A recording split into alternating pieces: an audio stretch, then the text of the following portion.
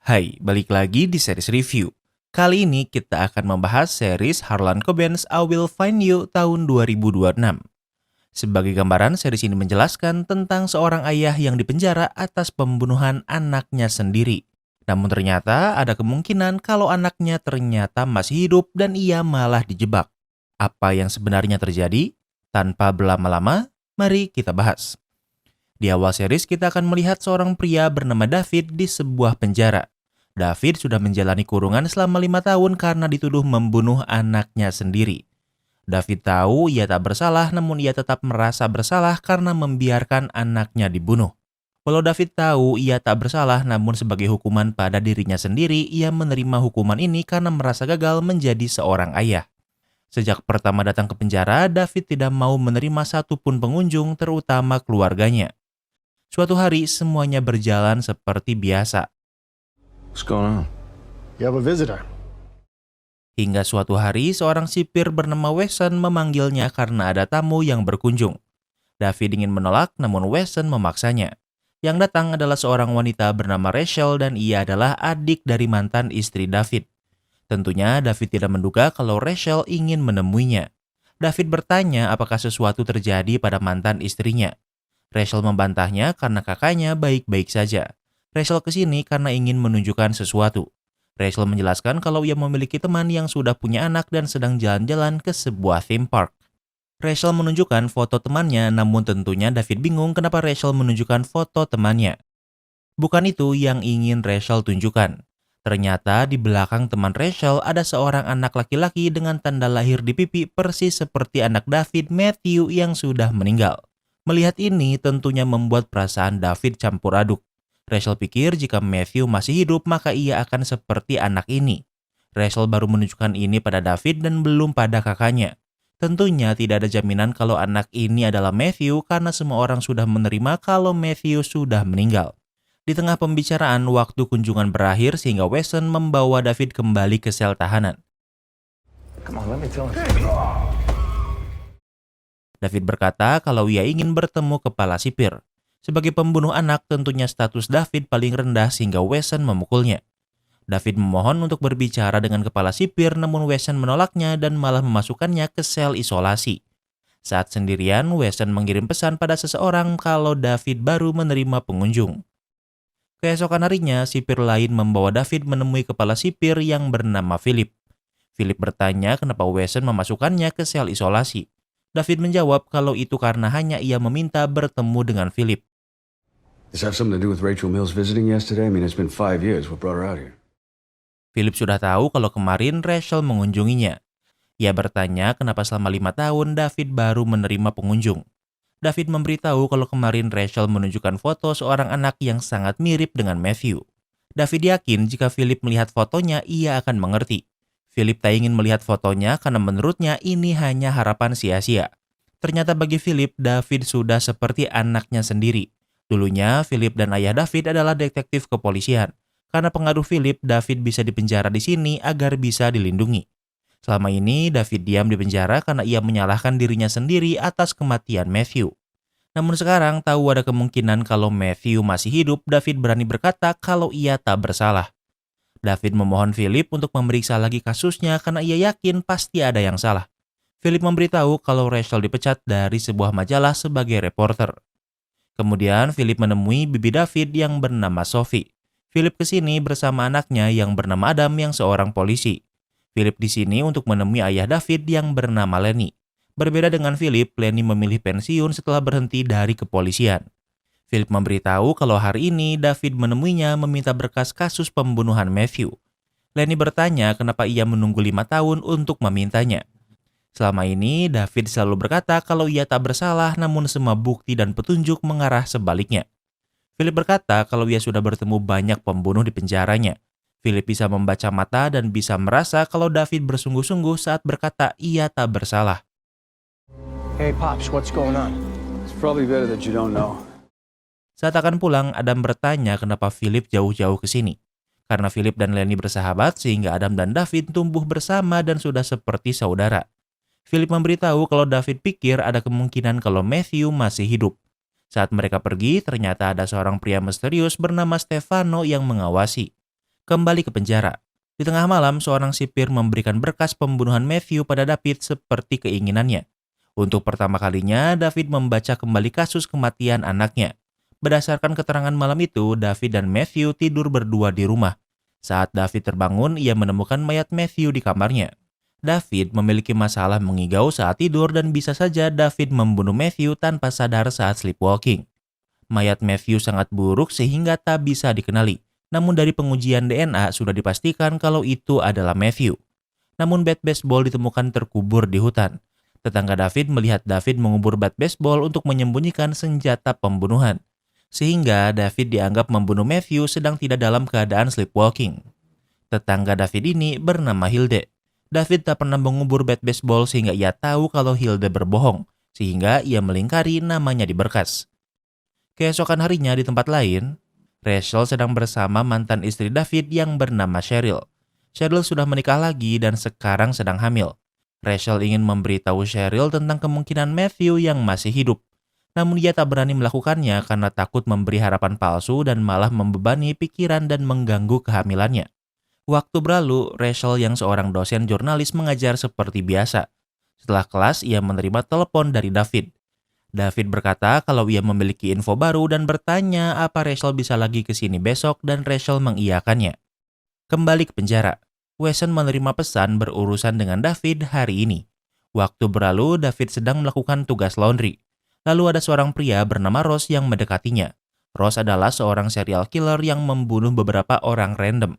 Ross berkata kalau ia tak mengenal korbannya namun David membunuh anaknya sendiri. Seorang sipir bertanya pada Wesson kenapa Ross bisa ada di sini. Ross adalah seorang psikopat sehingga harusnya ia terus dikurung. Namun Wesson menjawab kalau itu bukan urusannya. Ini adalah bagian dari orang yang menyuruh Wesson.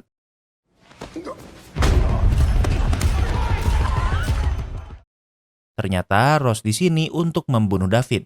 Tugas Wesson adalah membiarkan Ross bergabung dan tidak menghentikannya saat membunuh David. David sadar kalau sipir sudah disuap dan tidak akan menyelamatkannya sehingga ia harus melakukannya dengan tangannya sendiri. David bukan orang sembarangan. Ia bisa membalikan keadaan dan memukuli Ross hingga babak belur. Giliran David yang menang barulah Wesson menghentikannya. Kemudian David dibawa kembali ke ruang tahanannya. David tahu kalau Wesson sengaja membiarkannya diserang namun Wesson si kampret tidak merasa bersalah. Kemudian Wesson dipanggil Philip. Ross adalah psikopat dan harusnya ditahan di sel tahanan permanen. Sipir lain menjawab kalau ada kesalahan administrasi. Philip juga bertanya kenapa Wesson tak memisahkan saat David dan Ross berkelahi.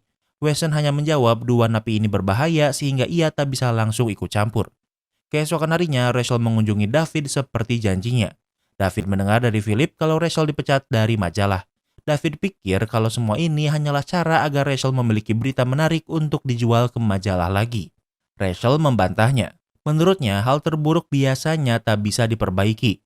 Namun David memiliki kesempatan untuk memperbaikinya jika ternyata Matthew memang masih hidup dan Rachel ingin membantu. David percaya sehingga sekarang David dan Rachel akan bekerja sama. Jika Matthew masih hidup, artinya mayat anak yang David temukan adalah anak lain. David ingin Rachel mencari apakah ada anak yang hilang 5 tahun yang lalu. Karena identifikasi menggunakan tes DNA, artinya ada orang lab yang disuap dan merubah hasil pemeriksaan. Jika targetnya untuk menculik Matthew, kenapa harus ada anak lain yang dikorbankan? Hal ini terdengar seolah tujuan utamanya adalah membuat David dipenjara. David juga meminta Rachel untuk menemui Hilde karena ia berbohong saat bersaksi. Ia tak dapat keuntungan apapun atas vonis David sehingga pasti ada yang menyuruhnya. Di tengah malam, Wesson ke sel David. Wesson berkata kalau David harus dibawa ke klinik. David diborgol dan hanya bisa menurut. Namun Wesson ini adalah sipir korup. Tujuannya adalah membunuh David dengan tangannya sendiri. I'm sorry, Burroughs. Namun David yang menyadarinya bisa menghindar. Masalahnya David diborgol sehingga ia tak bisa melawan dan hanya bisa melarikan diri. David berteriak meminta pertolongan namun karena di tengah malam tak ada yang bisa membantunya. David terpojokan di jalan buntu. I don't have a choice. I took their money. David bertanya kenapa Wesson ingin membunuhnya. Wesson menjawab kalau ia tak punya pilihan lain karena ia menerima uang mereka. Di saat yang sama ada sipir lain yang menyerang David dari belakang hingga pingsan. Namun karena sipir ini tak korup, Wesson tak bisa lagi membunuh David. Keesokan harinya di tempat lain, Rachel meminta bantuan editor lamanya di majalah yang bernama Jim. Rachel meminta bantuannya untuk melacak Hilde, tetangga David. Jim memberitahu sebulan setelah sidang David, Hilde pindah rumah bahkan merubah nama dan menjual rumahnya. Namun Jim menemukan kalau Hilde sekarang tinggal di New York. Jim merasa sepertinya Rachel sedang membuat berita. Kembali ke penjara, David tersadar di klinik. Wesson telah merubah narasi dan berkata kalau Davidlah yang mencoba membunuh Wesson. Philip sudah mendengarnya. David akan dipindahkan ke penjara tempat tahanan berbahaya berada, namun Philip menghentikannya. Karena Wesson baru mengalami malam yang berat, Philip mengizinkan Wesson pulang lebih awal. Ternyata ini adalah rencana Philip. Sipir yang tidak korup semalam memberitahu Philip ia melihat Wesson menaruh pisau di tubuh David. Menurutnya, percobaan pembunuhan oleh Ross dan Wesson 2 hari berturut-turut bukanlah kebetulan. Artinya, ada orang yang benar-benar ingin David mati dan semuanya dimulai setelah Rachel menunjukkan foto Matthew. Hal ini membuat kemungkinan Matthew memang masih hidup semakin besar. Masalahnya, sekarang Philip tak bisa lagi melindungi David di sini. David dibawa ke kantor Philip dan di sana ia bertemu dengan Adam. Ingat, Adam sudah seperti saudara bagi David. Alasan Adam di sini karena David akan dibebaskan. Are you crazy? If you get caught, you'll lose everything. You'll die if you stay here. Membantu David bisa membuat Philip dan Adam kehilangan pekerjaan mereka. Namun David sudah menjadi keluarga mereka sehingga mereka akan melakukan apapun. David memakai pakaian Adam agar tidak langsung dikenali. Adam membuat narasi kalau David menyerang dan menodongnya dengan pistol sehingga harus menurut. Rencana ini bagus dan bisa berjalan lancar. Namun masalahnya ternyata Wesson masih belum pulang. Ia sudah memeriksa sipir tahanan khusus dan katanya Philip tidak memindahkan David ke sana. Hey, whoa. Let him go. Step back. Wesson sadar kalau yang di pakaian polisi adalah David sehingga David terpaksa harus menjadikan Philip sebagai sandera. Wesson memberitahu petugas lain sehingga sekarang penjara berada dalam tingkat keamanan tertinggi. David pikir kalau rencananya berantakan. Philip memintanya terus menjadikannya sandera sampai mereka bisa keluar penjara. Karena menyandera Philip, petugas lain tidak bisa menangkap David dan membiarkannya keluar. Mereka menggunakan mobil Philip untuk keluar dari penjara. Mereka membobol penjara dan akhirnya bisa keluar penjara, namun tentunya mereka langsung jadi buronan bintang 5. Semua jalur ditutup sehingga David tidak bisa terus maju. Satu-satunya kartu yang dimiliki David adalah Philip sebagai sanderanya. Philip terus maju sehingga polisi terpaksa harus menarik duri sehingga mereka masih terus bisa kabur. Rencananya tak sesuai keinginan mereka sehingga mereka harus improvisasi. David menelepon Rachel untuk meminta bantuannya. David pergi ke sebuah parkiran mall sehingga helikopter kehilangan visual. Setelah keluar dari parkiran, polisi terus mengejar namun mobil berhenti. Ternyata yang ada di dalam tinggal Philip karena David turun di parkiran. Alasan David meminta bantuan Rachel adalah untuk menjemputnya dari parkiran ini. Di tempat lain, kita akan melihat agen FBI senior bernama Max dan bawahannya Sarah. Karena sekarang David kabur menjadi berita nasional, FBI pun harus turun tangan. Waktu berlalu, mereka sudah sampai di penjara. Dari mall tidak ada laporan mobil yang dicuri, artinya ada yang membantu David melarikan diri. Max adalah agen FBI senior dengan pengalaman tinggi. Ia mencurigai Philip dan Adam ikut membantu David melarikan diri. Max memanggil Philip dan Adam. Max bertanya bagaimana caranya David bisa mengambil pistol Adam. Adam menjawab kalau David menyerangnya saat ia lengah. Adam adalah seorang polisi senior dengan prestasi baik. Max tak percaya David bisa menyerangnya dengan mudah, apalagi David dibawa dalam keadaan diborgol. Sementara bagi Philip, kenapa ia berjalan cukup jauh setelah keluar dari mall setelah menurunkan David? Philip menjawab kalau David mengancamnya, namun Max pikir Philip hanya mengalihkan perhatian. Sarah memeriksa log tamu David. Selama 5 tahun, David tidak menerima pengunjung siapapun. Namun 3 hari yang lalu, Rachel menemuinya dan sekarang David kabur. Kemudian mereka memeriksa apa yang dibicarakan Rachel dan David. Namun video dari 2 kunjungan Rachel tidak bisa ditemukan karena dihapus. Semua petugas memiliki akses ke sistem sehingga bisa siapa saja yang menghapusnya. Max bertanya siapa yang mengantar David dan itu adalah Wesson. Karena Wesson pulang lebih awal, Max meminta Sarah ke rumah Wesson untuk memeriksanya. Kembali ke tempat David, Rachel membelikan pakaian baru agar tidak mencolok. Rachel memberitahu kalau Hilda menjual rumah dan mengubah namanya seolah ingin menghilang. Artinya ia menyembunyikan sesuatu, namun Rachel sudah memiliki alamatnya di New York. Jim's got Weston's address. He lives less than 10 miles from here. Namun orang terdekat yang bisa mereka datangi adalah Wesson, sehingga tujuan pertama mereka adalah mengunjungi Wesson. Di tempat lain, Wesson tahu kalau ia gagal dan keluarganya dalam masalah besar. Ia ingin memindahkan keluarganya agar aman. Di saat yang sama, ia menerima telepon dari orang yang membayarnya. Karena Wesson gagal membunuh David, artinya Wesson akan menjadi beban sehingga ia akan dibunuh. Wesson mau melakukan apapun asal keluarganya tidak dalam masalah. Kemudian Wesson memberitahu anak dan istrinya untuk pergi lebih awal. Waktu berlalu, David sudah sampai di rumah Wesson. Di depan rumahnya tidak ada mobil, artinya istri dan anaknya sudah pergi. Karena Wesson bekerja untuk orang yang menculik Matthew, David tidak ingin mengasihaninya. David masih memiliki pistol Adam dan membawanya ke dalam rumah Wesson. Ia bisa melihat kalau saat ini Wesson masih di dalam rumah. David memasuki rumah dengan waspada, namun Wesson sudah menduganya sehingga bisa membalikan keadaan. The people who ordered you to kill me, do you know who they are? I have no idea. David bertanya siapa orang yang menyuruh Wesson membunuhnya.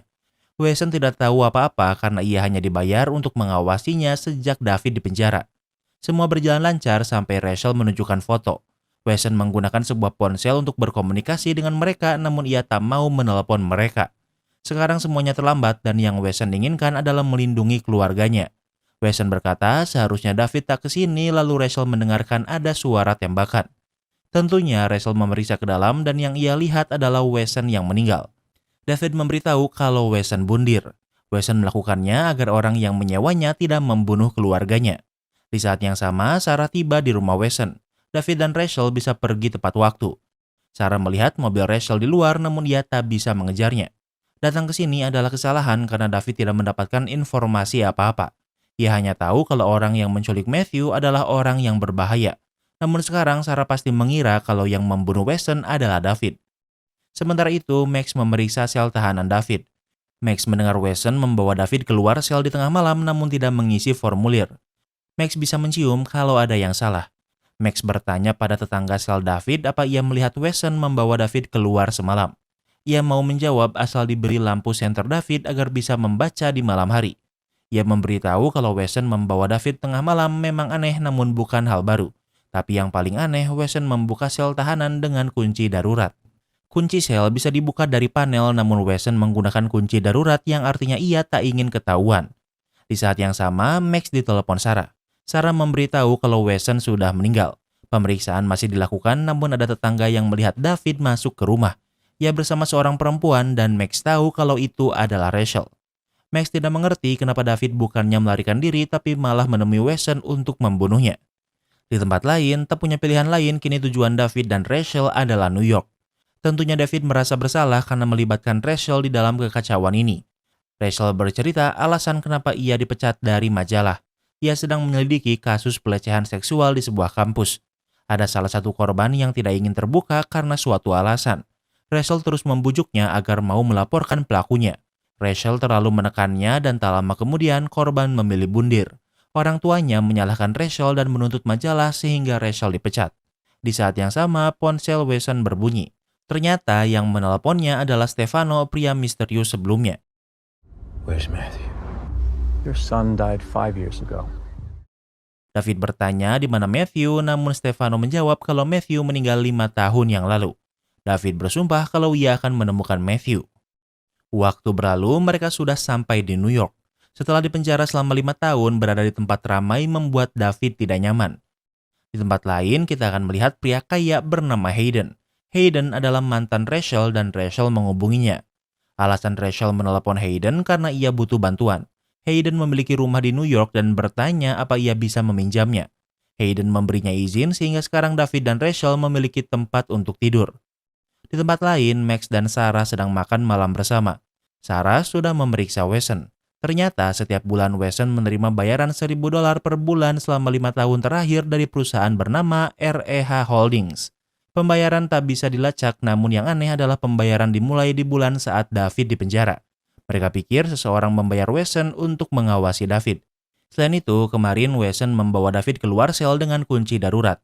Ia ingin ini tak tercatat dan bagaimana jika sebenarnya Wesson yang ingin membunuh David dan bukan sebaliknya. Artinya, David memiliki alasan untuk kembali menemui Wesson untuk membunuhnya untuk balas dendam. Max baru ingat kalau ia berjanji akan memberikan lampu senter David pada tetangga selnya. Sarah memeriksa barang-barang David namun tidak ada lampu senter di dalamnya. Kemudian mereka kembali ke sel David yang sudah dibersihkan. Mereka pikir David pasti memiliki tempat rahasia di sini. Max melihat kalau toilet bisa digeser, namun yang ia temukan adalah berkas pembunuhan Matthew. Max menemukan nama Hilde yang dilingkari. Jika David membunuh Wesson, artinya Hilde adalah targetnya selanjutnya.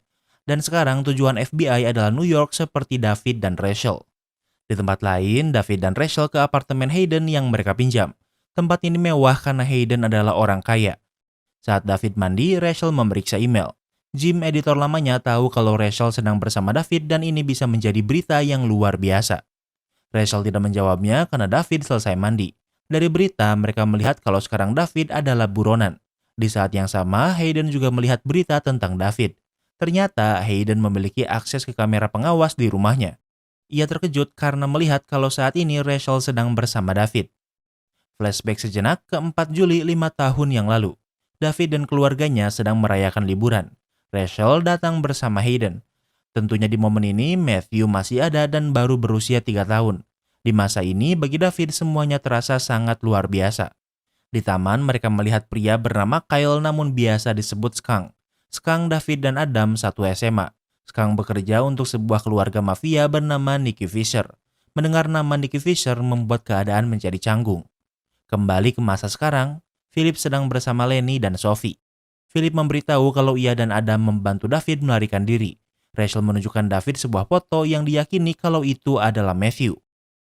Right after David saw the photo, there were back-to-back attempts made on his life. Tentunya awalnya Philip juga tidak mempercayainya. Namun 2 hari berturut-turut setelah David melihat foto itu ada percobaan pembunuhan David. Ini bukan kebetulan.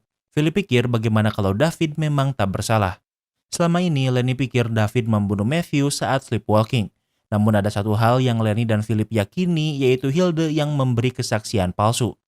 Hilde berkata kalau ia melihat David mengubur bat baseball di hutan namun itu tak mungkin. Karena ternyata yang mengubur bat baseball itu adalah Philip dan Lenny. Malam itu setelah polisi menyadari siapa David, Lenny dihubungi. Lenny ke rumah David lebih cepat dari polisi. Ia menemukan bat baseball. Lenny yakin David tak mungkin membunuh Matthew dengan sengaja sehingga ia mengubur bat baseball dengan bantuan Philip. Ia pikir mungkin tanpa senjata pembunuhan David bisa dibebaskan namun malah sebaliknya. Dulu Philip dan Lenny melakukan itu karena berpikir David memang membunuh Matthew walau saat sleepwalking. Namun sekarang ada kemungkinan kalau David memang tak bersalah. Di tempat lain tentunya tujuan David sekarang adalah bertemu Hilde. Mereka pergi ke alamatnya.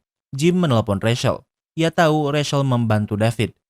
Jika Rachel bisa membuktikan kalau David ternyata memang tak bersalah, ini bisa menjadi berita luar biasa. Rachel pikir ini bukan tentang karir, melainkan tentang menemukan keponakannya. Kemudian Rachel menelpon Cheryl. Ternyata FBI sudah menemukan Cheryl karena Rachel sudah menjadi sama-sama buron seperti David. Cheryl memberitahu kalau FBI tahu kalau David dan Rachel sudah berada di New York. It's about Matthew. We think he's alive. Namun Rachel memberitahu kalau alasannya melakukan hal gila ini karena ada kemungkinan kalau Matthew masih hidup. Mendengar ini tentu sangat berat bagi Cheryl dan yang bisa ia lakukan hanyalah menangis. Cheryl ke toilet untuk menangis. Tak lama kemudian seorang wanita bernama Gertrude menemuinya. Gertrude mengenalkan diri dan juga menenangkannya. Cheryl adalah seorang dokter dan acara ini adalah penggalangan dana miliknya. Tak lama kemudian Cheryl memberi pidato untuk penggalangan dananya. Setelah selesai, Cheryl menyapa suami barunya yang bernama Ronald. Kemudian Ronald mengenalkan Gertrude pada Cheryl dan Gertrude sudah berkenalan sebelumnya. Ternyata Gertrude adalah salah satu donatur utama penggalangan dana ini. Kemudian Gertrude pergi dan ternyata yang menjemputnya adalah Stefano. Alasan kenapa Gertrude menjadi pendonor utama penggalangan dana Cheryl adalah untuk membuatnya sibuk. Sementara Stefano adalah yang akan mengurus David. Artinya mereka berhubungan dengan orang yang menculik Matthew. Di tempat lain, Philip dan Lenny pergi ke pemakaman karena ada polisi yang memanggil mereka. Ternyata yang ingin ditunjukkan adalah makam Matthew yang telah digali. Di peti mati tidak ada tengkorak apapun yang artinya ada yang telah membawanya. Polisi tidak tahu siapa yang melakukannya. Namun ada yang melihat sebuah truk hitam dengan bumper belakang yang lecet yang mencurigakan. Philip tahu mobil yang dimaksud dan bisa menemukannya. Sesuai dugaan di bagian belakangnya ada skop dan juga dipenuhi tanah kuburan. Mereka memasuki rumah karena ternyata rumah ini adalah milik Adam, anak Philip. I went to the cemetery and I dug up the coffin. Why? Adam menjelaskan kalau ia memang yang menggali makam Matthew. Adam ingin mengetes DNA mayat untuk memastikan apakah itu memang Matthew atau bukan. Namun ternyata isi peti matinya kosong. Artinya benar-benar ada yang menutupi kematian Matthew seolah Matthew memang masih hidup. Kemudian Adam menunjukkan beberapa berkas tentang pembunuhan Matthew. Adam sudah diskors dan ia ingin mereka memeriksa lagi karena mungkin ada yang terlewatkan. Kembali ke tempat David. Rachel memberitahu kalau FBI sudah tahu kalau mereka ada di New York. David sadar itu pasti karena berkas yang ia sembunyikan di sel tahanannya. Mereka tak bisa ke rumah Hilda begitu saja karena pastinya FBI sudah menunggu. Sesuai dugaan, mereka melihat ada banyak agen FBI yang menyamar dan menunggu mereka. Mereka tak bisa masuk begitu saja sehingga Rachel memiliki ide lain. Rachel menunjukkan diri dan langsung disadari. Semua petugas yang menunggu langsung menangkap Rachel. Rencana Rachel adalah menjadikan dirinya sendiri sebagai umpan untuk menarik perhatian. Dengan begitu, David bisa menyelinap ke dalam apartemen tanpa ketahuan.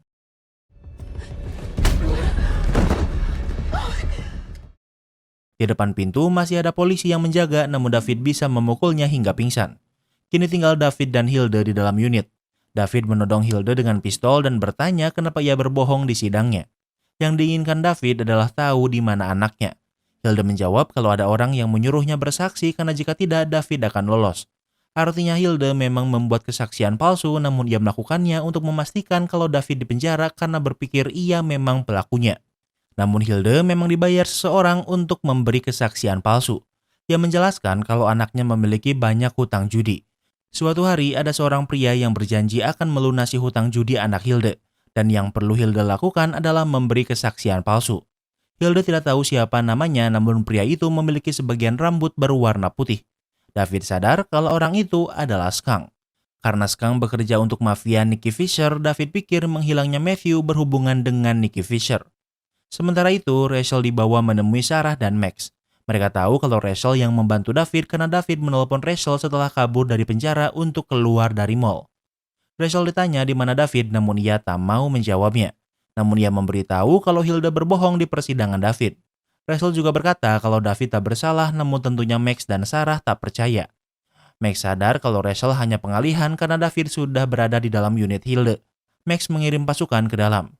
Hilda merasa bersalah sehingga ia memberitahu jalan kabur untuk David. David ke rooftop untuk melarikan diri. Sarah mengejarnya sehingga aksi kejar-kejaran di rooftop terjadi. David melompat melewati 2 gedung. Sarah tak ingin kehilangan David sehingga terus mengejarnya.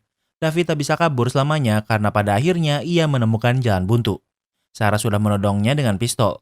David memilih melompat namun ternyata di bawah ada truk sehingga David bisa kabur dengan aman. Sementara itu, Hilda menelpon Skunk karena David ke rumahnya namun berhasil melarikan diri. Skunk meminta Hilda tak melakukan apapun karena ia yang akan membereskannya. Di tempat lain, David sudah berhasil kembali ke rumah Hayden dengan aman. Tak lama kemudian Hayden datang, namun tentunya hanya ada David di sini karena Rachel ditahan FBI. Max marah pada Sarah karena ceroboh dengan melompat dari bangunan karena ia bisa saja mati. Alasan kenapa Max marah karena ternyata Max adalah ayah Sarah. Di malam hari, New York lumpuh karena polisi menurunkan semua polisi untuk menangkap David. Did he tell you what he was doing here or what this is about? Max dan Sarah menemui Hilda bertanya apa David memberitahu kenapa David ke sini. Hilda menjawab kalau David tak berkata apa-apa. Max pikir ini aneh karena David repot-repot ke sini namun tak berkata apa-apa tapi juga tidak membunuh Hilda. Tak hanya itu, Sarah juga melihat kalau David meninggalkan pistolnya di sini. Max bisa mencium kalau Hilda berbohong bahkan membantu David melarikan diri. Sarah pikir mungkin mereka salah paham. Jika David ke sini bukan untuk balas dendam, mungkin David memang tak bersalah. Kembali ke tempat David. David memberitahu kalau menurutnya orang yang menculik anaknya adalah mafia Boston Nicky Fisher. David butuh bantuan Hayden untuk membebaskan Rachel. David sudah meminta Hilda untuk memanggil Skunk ke New York besok. Saat David akan pergi, Hayden menghentikannya. David tak bisa keluar sehingga Hayden mengizinkannya untuk tidur lagi semalam di sini. Keesokan harinya, semalaman Adam, Philip, dan Lenny memeriksa berkas namun tak menemukan yang aneh. Di malam pembunuhan Matthew, Cheryl tidak ada di rumah. Cheryl dipanggil ke rumah sakit karena ada kecelakaan bis namun di berkas tidak pernah dijelaskan ada kecelakaan bis. Adam menghubungi temannya untuk mencari tahu apakah 5 tahun yang lalu memang ada kecelakaan. Adam menemukan kalau 5 tahun yang lalu tidak ada kecelakaan di malam pembunuhan Matthew. Mereka pikir itu mustahil karena polisi pasti berbicara dengan administrator rumah sakit. Orang yang bersaksi kalau Cheryl memang ke rumah sakit karena ada kecelakaan bis malam itu adalah Ronald, suami baru Cheryl. Kemudian Lenny ke rumah sakit untuk menemui Ronald. Namun sebelum bertemu, Cheryl malah menemuinya lebih dulu. Cheryl bertanya untuk apa Lenny ke sini. Lenny menjawab, ia pikir ia tahu alasan kenapa David kabur dari penjara. Matthew's gone, Lenny. Nothing we can do will change that. Cheryl berkata kalau Matthew sudah meninggal dan tidak ada yang bisa mereka lakukan untuk mengembalikannya. Lenny bertanya apakah di malam kematian Matthew, Cheryl di rumah sakit mengurus kecelakaan bis. Cheryl mengiyakannya namun ia tak merawat siapapun karena korban kecelakaan dipindahkan ke rumah sakit lain. Dan yang memberitahunya adalah admin rumah sakit saat itu dan itu adalah Ronald. Lenny memberitahu kalau malam itu tidak ada kecelakaan bis. Cheryl pikir itu tak masuk akal. Lenny setuju dan itulah kenapa ia ingin berbicara dengan Ronald tentang itu. Kembali ke tempat David. Karena David akan bertemu Skunk, tentunya ia butuh senjata sehingga Hayden meminjamkan pistolnya. Selain itu, David ingin Hayden mengantarkannya ke sebuah tempat. Ternyata Stefano, tangan kanan Gertrude, sudah mengawasi dan tahu kalau Hayden membantu David. Di tempat lain, Sarah memeriksa foto yang dibawa Rachel. Ia bingung kenapa Rachel membawa foto ini di tasnya. Di saat yang sama, Max memberitahu kalau ia telah memeriksa log telepon Hilde. Mereka menemukan kalau setelah bertemu David, Hilde menelepon Skunk. Skunk memiliki banyak catatan kriminal sehingga mereka bingung kenapa Hilde berurusan dengan orang seperti Skunk. Kemudian Sarah menemui Rachel. Ia menunjukkan foto Matthew dan bertanya siapa yang ada di foto. Rachel menjawab kalau itu hanya temannya. Di saat yang sama, ada yang memberitahu mereka kalau ponsel Skunk terdeteksi sedang ada di sebuah taman di New York. Di tempat lain, alasan kenapa Skunk ke taman karena Hilde yang menyuruhnya ke sini. Hilde menunggu Skunk sementara Skunk sudah menemukannya. Namun David menemukan Skunk sehingga menodongnya dengan pistol. Skunk tidak takut dan ia langsung menembak Hilde walau di depan banyak orang. David menjatuhkan pistolnya sehingga harus menahan Skunk. Skunk melarikan diri dan David terus mengejarnya. Skunk bersembunyi di sebuah konstruksi namun ternyata Skunk tertembak sehingga ia terluka. Di tempat lain, Sarah dan Max sampai ke taman namun terlambat karena Hilde sudah meninggal. Dari rekaman amatir tidak terlihat jelas siapa yang menembak Hilde. Sarah tak mengerti kenapa setelah Skunk menembak Hilde, Skunk tidak membunuh David dan malah melarikan diri. Sementara itu, David sudah memindahkan Skunk. David menyiksa Skunk dan bertanya apa hubungannya dengan Matthew. Skunk masih tidak mau bicara. Namun David sudah dipenjara selama 5 tahun sehingga ia tak mau bersabar lagi. Tell me! Ask your father! Skunk meminta David untuk bertanya pada ayahnya sendiri. Di saat yang sama, polisi sudah memulai pencarian di dekat David. Di tempat lain, Rachel dipindahkan ke kantor polisi. Namun di saat yang sama, ada pengacara yang datang. Dengan pengacara yang baik, Rachel berhasil dibebaskan. Dan yang menyewanya adalah Hayden. Rachel menelepon David di mana ia berada dan David meminta bantuan mereka. David tidak bisa keluar dari bangunan namun ia berhasil menyelinap dengan hati-hati. Lokasi ditutup polisi padahal David dan Rachel sudah sangat dekat. Ada polisi yang datang sehingga Hayden mengalihkan perhatiannya sehingga David bisa memasuki mobil Hayden tanpa masalah. Di malam hari, David, Rachel, dan Hayden sudah sampai di rumah Hayden. David memberitahu perkataan Skunk yang memintanya bertanya pada Lenny. Karena Lenny sedang di Boston, mereka harus kembali ke Boston. Mereka tidak bisa naik kendaraan umum atau mobil Rachel sehingga Hayden memberikan mobilnya. Di saat yang sama, Jim, editor Rachel, menelepon. Jim masih membujuk Rachel untuk menjadikan ini berita eksklusif. Namun Rachel menolaknya karena ia harus kembali ke Boston secepatnya. Hey, can I call you later? We've got to get to Boston. What's in Boston? Anything I can do to help? Waktu berlalu, David dan Rachel sudah di perjalanan ke Boston sementara Hayden masih di rumah. Ibu Hayden meneleponnya dan ternyata itu adalah Gertrude. Tentunya alasan Gertrude menelepon karena mengetahui kalau Hayden berurusan dengan David. Sementara itu, Sarah mulai ragu jangan-jangan David memang tak bersalah. Ia kembali memeriksa foto dari Rachel. Ia baru sadar alasan kenapa David kabur dari penjara setelah melihat foto ini karena ada Matthew di dalamnya. Di tempat lain, kita akan melihat seorang detektif di Jenewa, Swiss bernama Mueller.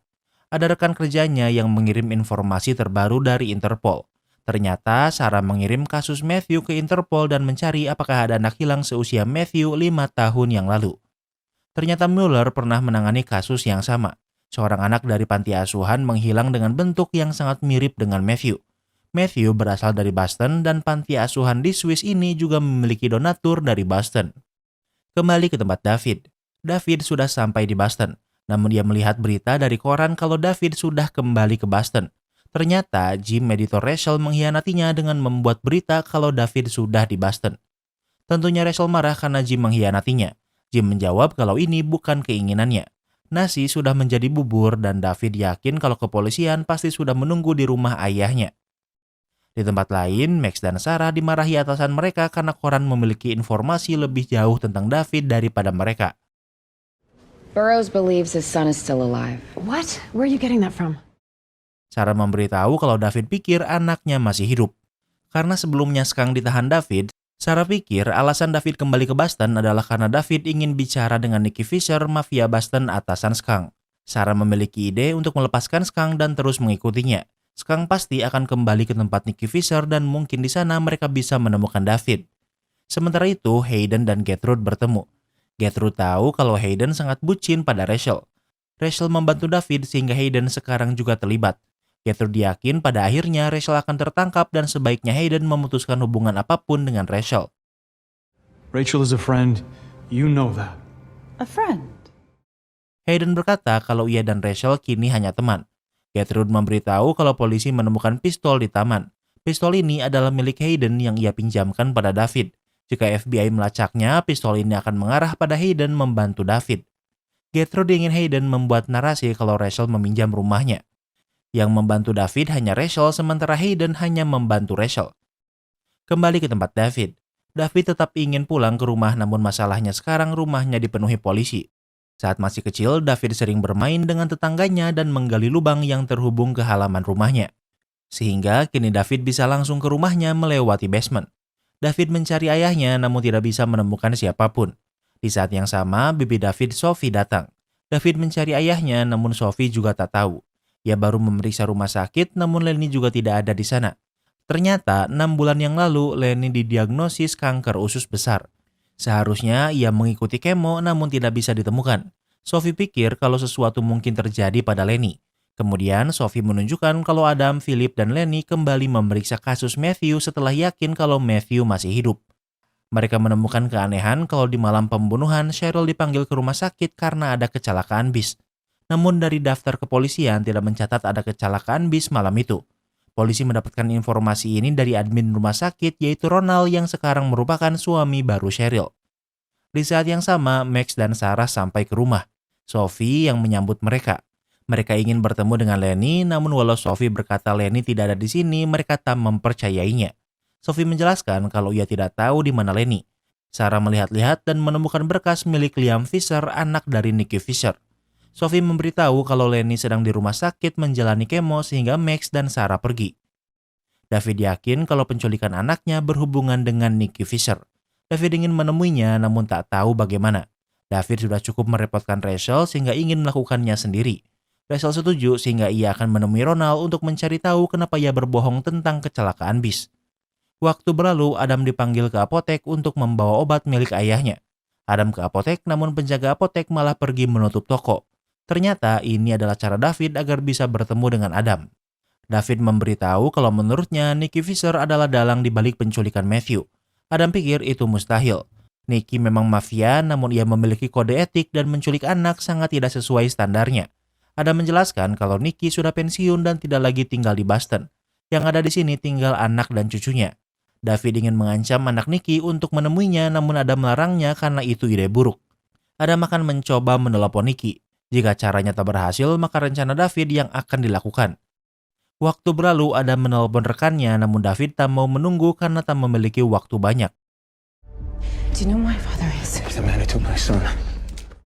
David pergi ke rumah anak Nicky Fisher dan langsung menodongnya dengan pistol. David ingin ia menelpon Nicky kalau David ingin bicara. Nicky memberi kesempatan untuk melepaskan anaknya. David balik menuduh Nicky untuk menculik anaknya. Di saat yang sama, Skang tiba dengan anak buahnya dan kalah jumlah. Anak Nicky mentaser David hingga tak sadarkan diri. Di tempat lain, Rachel ke rumah sakit tempat Cheryl dan Ronald bekerja. He's lying, Cheryl. The MTA will confirm there was no bus accident. Rachel memberitahu kalau Ronald berbohong tentang kecelakaan bis di malam kematian Matthew. Saat mendengarkannya dari Lenny, Cheryl tak mempercayainya namun berbeda dengan Rachel.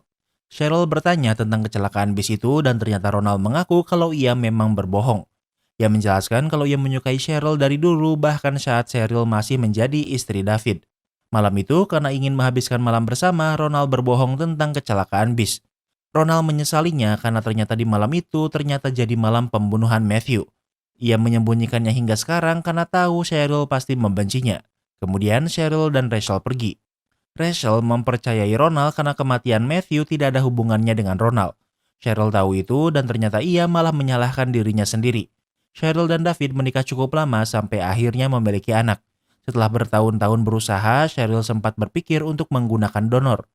Alasan kenapa Cheryl tidak pernah memberitahu ini pada siapapun karena Cheryl berhasil hamil oleh David.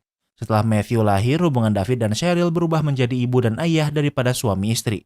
Di malam pembunuhan Matthew, setelah Ronald memberitahu kalau korban kecelakaan bis dipindahkan ke rumah sakit lain, Ronald mengajaknya ngopi. Cheryl tahu kalau Ronald menyukainya, namun ia tak menyelingkuhi David. Alasan kenapa Cheryl menyalahkan dirinya sendiri karena jika malam itu Cheryl pulang, mungkin ia bisa menghentikan David dan Matthew masih akan tetap hidup. Rachel menenangkan Cheryl kalau itu bukan salahnya. Cheryl sudah mendengar kalau ada kemungkinan Matthew masih hidup. Namun sekarang adalah pertama kalinya Cheryl melihat foto dari Rachel. Melihat foto ini membuat Cheryl mengerti kenapa Rachel dan David berpikir mungkin Matthew masih hidup. Kembali ke tempat David. David tersadar dengan kondisi terikat. Skang akan mengeksekusi David di dapur, namun anak Nicky menolaknya karena tidak ingin kotor. There's been a change of plans. Nikki wants to talk to him. Di saat yang sama, Adam datang menodong pistol ke arah Skang. Ternyata ada perubahan rencana karena sekarang Nicky ingin berbicara dengan David. Skang mempercayainya sehingga nyawa David dilepaskan. Ingat, Skang diikuti FBI. Sarah dan Max diberitahu kalau saat ini David bersama mereka. Alasan kenapa Adam bisa berbicara dengan Nicky karena ternyata Adam bekerja untuk mafia. Nicky hanya ingin berbicara sehingga mereka pergi ke landasan udara pribadi. Sementara Sarah dan Max juga sudah berada di lokasi. Terjadi kejar-kejaran namun di saat yang sama pesawat jet untuk David juga sudah sampai. Sarah menembaki mereka namun tak mengenai siapapun. Terjadi baku tembak namun hanya Skang yang menembak. David dan Adam memasuki pesawat. Sarah ingin mengejar namun Skang menembak Max sehingga Sarah menembak Skang hingga mati. Sarah bisa mengejar David dan Adam namun dia memilih untuk menyelamatkan ayahnya. Waktu berlalu, David sampai ke Florida. Pria tua ini adalah mafia Boston, Nicky Fisher. David masih berpikir kalau Nicky yang menculik anaknya. Adam berkata kalau ia tak pernah berpikir Nicky menculik Matthew. Kemudian Nicky dan David pergi ke tempat lain. Ternyata Nicky sudah menangkap Lenny lebih dulu. Ini adalah pertama kalinya David dan Lenny bertemu setelah 5 tahun. Your old man and me, we go way back. Nicky dan Lenny seangkatan walau berada di jalan berbeda. Nicky menjelaskan kalau 10 tahun yang lalu anaknya Liam berkelahi di bar dan pada akhirnya membunuh. Ada sekitar 10 orang saksi di bar dan Nicky menyuap semua orang agar Liam tak dipenjara. Namun ingat, Lenny dan Philip dulunya adalah detektif. Mereka bisa mencium kalau Liam melakukan pembunuhan dan berhasil mengirim Liam ke penjara. Sayangnya tak butuh waktu lama Liam meninggal di penjara. Itulah kenapa Nicky memiliki dendam pribadi pada Philip dan Lenny. Nicky bertanya apa yang akan David lakukan untuk menyelamatkan anaknya. David menjawab segalanya. Nicky mengetes dengan memberi pilihan apa David memilih nyawa anaknya atau Lenny.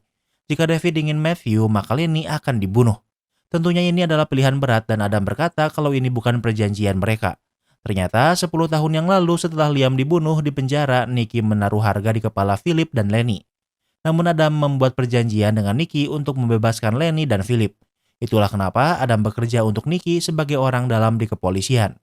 Ini adalah pilihan sulit sehingga David tidak bisa memilih. Lenny ingin dikorbankan karena ia memiliki kanker dan waktunya tak lama lagi. Akhirnya David memilih anaknya dan Lenny akan dibunuh. Namun ternyata semua ini hanyalah tes. Nicky ingin memastikan apakah David memang tak bersalah. Jika David rela mengorbankan Lenny, artinya ia benar-benar yakin kalau Matthew masih hidup. Namun ternyata Nicky memang tidak menculik Matthew. David tak mengerti karena Nicky jelas-jelas adalah orang yang menyuruh Hilde membuat kesaksian palsu. Nicky merasa Lenny munafik. Ia mau memasukkan anak Nicky ke penjara, namun giliran David, Lenny dan Philip malah menyembunyikan alat pembunuhan. Nicky kesal sehingga ia meminta Hilde untuk membuat kesaksian palsu. Namun karena Nicky yakin kalau David tak bersalah, ia membebaskan David. Namun sekarang David tidak memiliki petunjuk apapun di mana anaknya. Nicky menjelaskan kalau ini bukan sekedar penculikan biasa karena kasus David jelas-jelas direncanakan. David merasa tidak ada alasan kenapa anaknya diculik. Nick menjelaskan kalau Matthew bukan hanya anak David tapi juga anak Cheryl. Mungkin ada orang yang membenci Cheryl atau David sehingga menculik Matthew. Kemudian David memikirkannya. Ia pikir ia harus menemui Cheryl.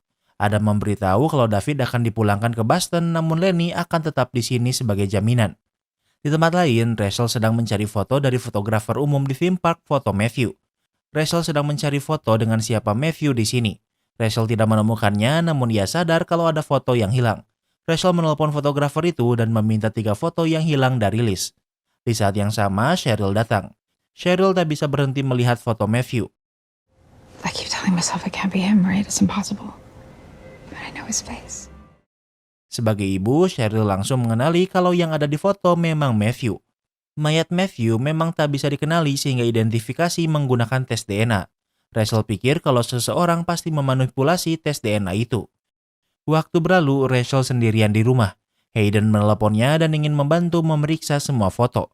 Di saat yang sama, Stefano datang untuk membunuh Rachel.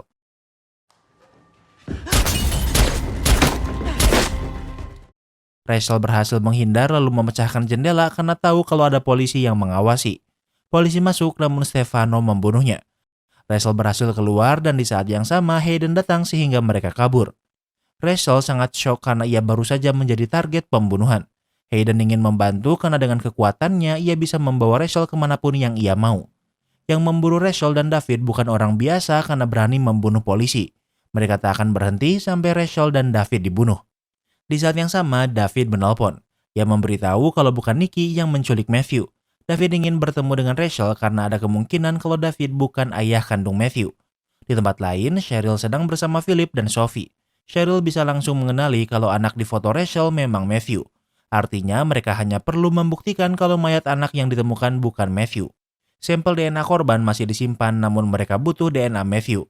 Ternyata Cheryl menyimpan sedikit potongan rambut pertama Matthew. Sementara itu, David sudah sampai di Boston dan dijemput Hayden dan Rachel. David tahu kalau Cheryl pernah memikirkan untuk menggunakan donor. Walau David melarangnya, namun Cheryl tetap pergi ke klinik kesuburan di belakang David. Saat David menanyainya, ia menjawab kalau ia hanya konsultasi. Bagaimana jika Cheryl benar-benar menggunakan donor yang artinya David bukanlah ayah Matthew?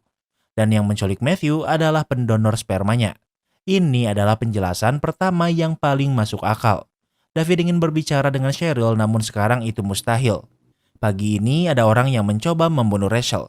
Mobil Hayden juga pasti sudah teridentifikasi sehingga sekarang Hayden juga sama-sama buron. Karena tidak bisa menemui Cheryl, mereka bisa pergi ke klinik kesuburannya. Nama kliniknya adalah Berg Reproduktif dan ternyata itu adalah salah satu bisnis milik keluarga Hayden. Kini tujuan mereka adalah pergi ke klinik. Sekarang akhir pekan, namun karena Hayden pemilik klinik, ia mengetahui passwordnya. Mereka memeriksa akses namun tak ada berkas atas nama Cheryl. David sangat yakin kalau klinik ini yang didatangi Cheryl. Hayden ingat kalau 5 tahun yang lalu klinik memecat dokter yang dituduh menghamili pasien dengan spermanya sendiri. Namanya adalah Dr. Jacob. Dan ternyata sekarang Jacob bekerja di rumah sakit yang sama dengan Cheryl. Di saat yang sama, mobil Hayden sudah terlacak sehingga polisi datang. Hayden akan menyerahkan diri agar David dan Rachel memiliki waktu untuk melarikan diri. Di tempat lain, dokter inilah Jacob yang dipecat dari klinik Hayden. Saat ke kantornya, ia bertemu Stefano yang berkata kalau Jacob dalam bahaya dan harus segera pergi. Flashback 5 tahun yang lalu. Ternyata benar kalau Gertrude adalah orang yang membantu menutupi kasus penculikan Matthew. Dan orang yang merubah hasil DNA Matthew adalah Jacob atas arahan Gertrude. Kembali ke masa sekarang. Rachel dan David ke rumah Cheryl namun yang mereka temukan adalah Ronald. Rachel meminta bantuan Ronald namun Ronald menolaknya. Ia masih marah karena Rachel memberitahu tentang kebohongannya dan membuat Cheryl membencinya. David berkata ia butuh bantuan karena orang yang menculik Matthew bekerja di rumah sakitnya. Ronald pikir itu tak mungkin karena Jacob memiliki latar belakang yang bersih. David ingin pergi ke rumah sakit untuk memeriksa. Mereka butuh bantuan Ronald untuk menyelundupkan mereka ke rumah sakit. Ronald masih menolak namun Rachel memohon karena Ronald bisa melakukan ini untuk Cheryl. Sementara itu, detektif Mueller menemui Sarah. Mueller yakin kalau anak yang hilang di Swiss adalah anak yang digantikan atas kasus penculikan Matthew. Mereka pergi ke suatu tempat. Sarah bertanya bagaimana anak dari panti asuhan di Swiss tiba-tiba ada di Boston. Mueller menjawab kalau pendonor panti asuhan berasal dari Boston, dan itu adalah keluarga Hayden. Sarah pikir masalahnya walaupun mayat yang ditemukan ternyata bukan Matthew, bagaimana cara memastikannya. Mueller menjawab kalau Martin memiliki kelainan genetik langka yang akan muncul dalam pengujian DNA. Jika sampel kembali diuji dan positif kelainan genetik itu, artinya mayat itu memang Martin. Sarah menelpon Max yang saat ini sedang dirawat di rumah sakit. Sarah meminta Max menyuruh anak buahnya untuk menguji DNA sampel Matthew lagi. Tak lama kemudian, Sarah dan Mueller sampai di klinik kesuburan. Was not looking for someone, but he was definitely looking for something. Karena sekarang weekend, klinik tutup yang artinya David kesini bukan untuk mencari seseorang tapi sesuatu. Sarah memeriksa sistem klinik. Dari hasil log, Sarah menemukan kalau David mencari info mengenai Cheryl di sini. Di tempat lain, Hayden ditahan karena bersekongkol dengan David dan Rachel. Namun karena ia berasal dari keluarga yang powerful dengan pengacara mahal, Hayden bisa dibebaskan. Kembali ke tempat David. Ronald bersedia membantu dan mereka sudah di rumah sakit. Ronald akan pergi lebih dulu untuk memeriksa situasi. Setelah situasi aman, mereka bisa masuk. Mereka bergegas masuk dengan waspada. Rencananya adalah Ronald akan menaruh David dan Rachel di sebuah ruangan. Kemudian Ronald akan mencari Jacob dan membawanya ke sini. Ronald kesulitan mencari Jacob karena Stefano sudah memperingatinya sebelumnya. Namun untungnya Ronald berhasil menemukannya sebelum keluar dari rumah sakit. Jacob awalnya tidak ingin menurut. Ronald mengancam kalau ia tahu apa yang Jacob lakukan di klinik kesuburan. Namun di saat yang sama, Cheryl menemukan mereka. Kemudian Cheryl pergi ke ruangan saat ini David berada. Cheryl memeluk David dan meminta maaf karena pernah meragukannya. It's not him, David. Cheryl sudah mendengar kecurigaan David pada Jacob, namun Cheryl membantahnya. Cheryl menjelaskan kalau di klinik orang yang mengurusnya bukan Jacob, melainkan seorang dokter wanita. Selain itu, sehari setelah Cheryl ke klinik, Cheryl bangun dengan keadaan sakit sehingga melakukan tes kehamilan dini. Hasilnya positif, yang artinya Cheryl hamil oleh David. Dan Matthew memanglah anak David. Itulah alasan kenapa Cheryl tidak memberitahu kalau ia pergi ke klinik karena ia sudah hamil. Di tempat lain, Hayden pulang ke rumah ibunya. Ternyata saat ini Mueller sedang berkunjung di sini. Mueller baru memberitahu kalau ada satu anak hilang 5 tahun yang lalu dari panti asuhan di Swiss. Mueller menenangkan dengan berkata kalau ada bukti baru yang menghubungkan dengan kasus pembunuhan di sini 5 tahun yang lalu. Gertrude berkata kalau Matthew dibunuh oleh David yang sedang kabur dari penjara. Mueller menjawab ia yakin kalau mayat yang ditemukan bukan Matthew melainkan Martin. Mueller belum memiliki bukti namun ia hanya perlu menunggu. Setelah hasil pemeriksaan DNA sampel dilakukan dan menunjukkan penyakit genetik Martin, maka semuanya akan jelas. Gertrude bertanya apa hubungannya ini dengannya. Mueller menjawab anak dari panti asuhan Gertrude ditemukan meninggal di kampung halamannya, bukannya itu aneh. Gertrude tersinggung sehingga Mueller diusir. Namun sebelum Mueller bisa pergi, Hayden membunuhnya. Kembali ke tempat David.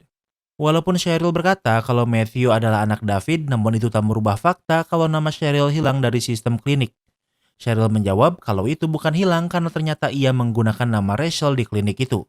Mendengar ini, David sadar kalau penculikan Matthew bukan karena David atau Cheryl tapi karena Rachel. Si pelaku pikir mungkin Rachel yang ingin hamil sehingga ia menggunakan spermanya. Di saat yang sama, Rachel menerima 3 foto dari fotografer dari theme park. Dari email terlihat kalau orang yang bersama Matthew di theme park adalah Hayden. Artinya yang menculik Matthew adalah Hayden karena ia pikir kalau Hayden adalah anaknya. Di saat yang sama, Sarah menemukan mereka dan menodong dengan pistol. Kembali ke tempat Hayden, Hayden sudah menyingkirkan mayat Mueller. Ternyata Matthew tinggal di rumah Gertrude. Karena Matthew diculik saat berusia 3 tahun, ia bisa menganggap Hayden ayahnya sendiri, apalagi Hayden menyayangi dan mengurusnya dengan baik. Karena sekarang situasi Matthew diketahui, Hayden berkata kalau mereka akan pindah lagi. Di tempat lain, Stefano memberitahu kalau ia telah mengurus mayat Mueller. FBI akan segera ke sini sehingga mereka harus segera pergi. Stefano mengingatkan kalau FBI akan membuka lagi kasus ini dan Gertrude dan Hayden akan terus berlari seumur hidup mereka. Stefano memiliki solusi lain. Orang-orang pikir kalau Matthew masih hidup. Untuk menghilangkan jejak, mereka tinggal membunuh Matthew. Namun Gertrude menolaknya karena ia sudah sangat menyayangi Matthew. Kembali ke tempat David. Sarah sudah mengira kalau David memang tak bersalah. David berkata kalau pelakunya adalah Hayden dan mereka masih memiliki kesempatan untuk menangkapnya sebelum ia kabur. Namun masalahnya Hayden adalah psikopat. Jika polisi menyerbu rumahnya begitu saja, mungkin ia malah akan membunuh Matthew. Rachel memiliki ide. Hingga sekarang Hayden masih terobsesi padanya sehingga Rachel akan ke sana. Rachel menelpon Hayden. Rachel berbohong dengan berkata kalau David ditangkap polisi dan ia tak punya tempat untuk kembali. Sebelumnya, Hayden menawarkan untuk tinggal lagi bersama dan Rachel ingin menerima tawaran itu. Hayden sangat senang dan menyuruh Rachel ke rumah Gertrude sekarang juga. How stupid can you be? Gertrude pikir Hayden sangat bodoh karena sangat mudah dimanfaatkan Rachel. Hayden menjawab kalau ia mencintai Rachel, namun menurut Gertrude ini adalah obsesi. Gertrude yakin kalau Rachel akan menjadi awal dari kehancuran Hayden. Itulah kenapa sebelumnya ia mengutus Stefano untuk membunuh Rachel walau gagal. Tak lama kemudian Rachel sampai ke rumah Gertrude. Walau dilarang, namun Hayden masih menunggunya. Hayden berkata kalau ia tak bisa membantunya lagi karena ibunya melarangnya. Namun Rachel terus merayu dan Hayden si bucin langsung luluh. Kemudian Rachel izin ke kamar mandi.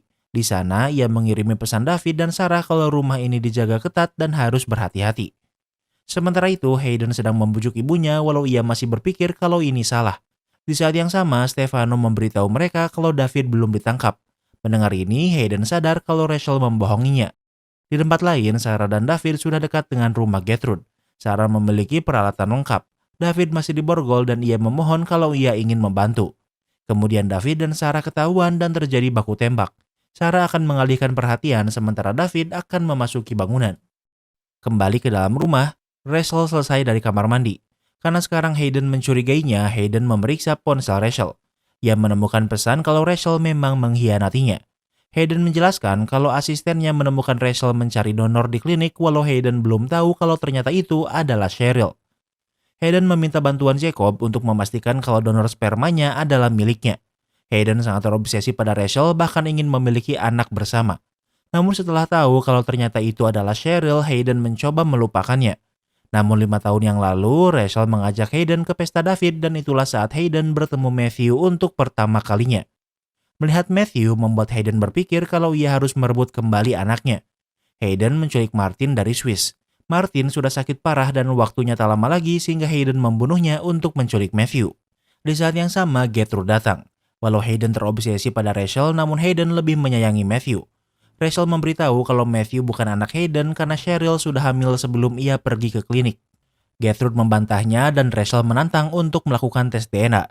Mereka sudah melakukannya dan hasilnya Matthew memang anak Hayden, namun Hayden tak pernah melihat hasil tes DNA itu. Hayden sadar kalau ibunya membohonginya.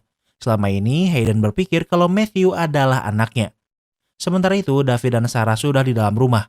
Fokus mereka adalah untuk mencari Matthew dan berhasil menemukannya. Karena diculik dari usia 3 tahun, Matthew tidak bisa mengenali David. Matthew sangat ketakutan. Boneka kesayangan Matthew adalah boneka badak dan yang membelinya adalah David. Kembali ke tempat Hayden. Gertrude tak punya pilihan lain selain berbohong. Yang dilakukan Gertrude hanyalah menutupi kejahatan Hayden. Namun semua penculikan dan rencananya dilakukan oleh Hayden sendiri. Hayden terlalu jauh melangkah dan tidak memiliki jalan kembali. Gertrude sangat menyayangi Hayden dan mau melakukan apapun untuknya. Hayden lahir di keluarga yang dipenuhi privilege dan hampir membuat keluarga mereka punah. Karena terobsesi pada Rachel, Hayden tidak tertarik pada wanita lain. Dengan adanya Matthew, membuat setidaknya keluarga ini memiliki penerus walau tidak sah. Mendengar ini membuat Hayden sangat marah bahkan sampai membunuh Gertrude. Di saat yang sama, David dan Sarah sudah membawa Matthew keluar. Namun sebelum mereka pergi jauh, Hayden muncul dan menggunakan Rachel sebagai Sandra. Yang diinginkan Hayden adalah Matthew. Matthew tak takut pada Hayden sehingga bersedia ikut dengannya. Hayden kabur dengan mobil, namun Sarah berhasil menembak ban mobil sehingga mobil berhenti. Matthew melarikan diri ke dalam hutan. Hayden mencarinya, namun sekarang Matthew sulit mempercayai siapapun. Tiba-tiba David muncul dan memukul Hayden. Namun Hayden memegang pistol dan menembak perut David. Namun di saat yang sama, Sarah dan Rachel mengejarnya.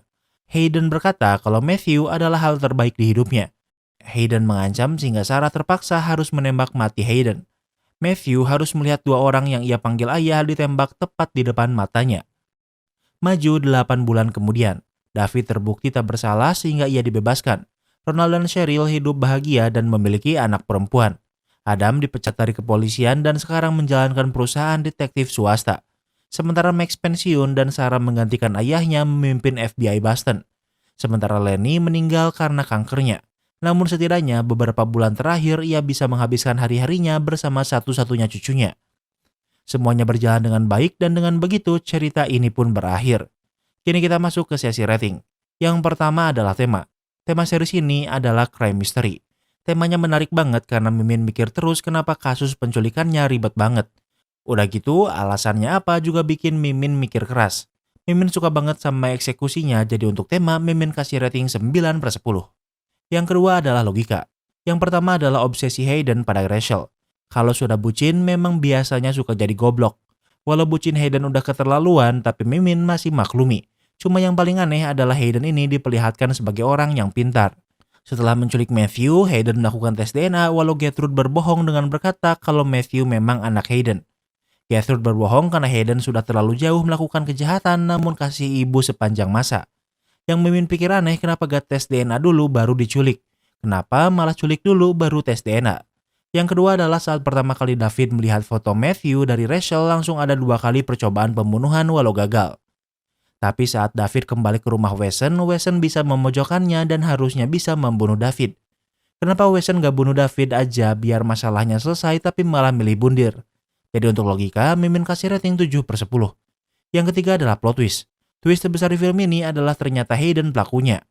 Sebenarnya kalau dibilang kaget, iya tapi gak sebegitunya. Mimin benar-benar gak nemu kenapa penculikan Matthew terjadi. Tapi yang pasti yang melakukannya harus orang kaya karena biaya yang dikeluarkan sangat mahal. Dari awal sudah ditunjukin kalau Hayden kaya banget, jadinya begitu tahu Hayden pelakunya udah lumayan expected. Tapi Mimin masih suka plot twistnya, jadi untuk plot twist Mimin kasih rating 9/10. Yang keempat adalah ending. Endingnya happy ending, gak ada karakter penting yang mati. Danny mati tapi karena kanker jadinya gak dihitung. Mimin suka kalau ada cerita tapi pas endingnya dijelasin ke depannya karakternya hidup bagaimana. Kadang ada yang pas ketahuan siapa pelakunya, tamat gitu aja. Endingnya memuaskan, jadi untuk ending Mimin kasih rating 9/10. Yang kelima adalah entertainment value. Mimin suka series ini. Twist dan endingnya juga memuaskan. Gak banyak filler dan perpindahan scene kecuali pas di akhir doang. Durasinya juga menurut Mimin pas aja. Mimin nontonnya enjoy banget, jadi untuk entertainment value Mimin kasih rating 10/10. Jadi overall rating I Will Find You tahun 2026 adalah 8,8. Apa kalian setuju sama rating Mimin? Jangan lupa like video ini kalau kamu suka dengan video ini dan jangan lupa juga cek video kita lainnya. Terima kasih sudah menonton dan sampai bertemu lagi di series berikutnya.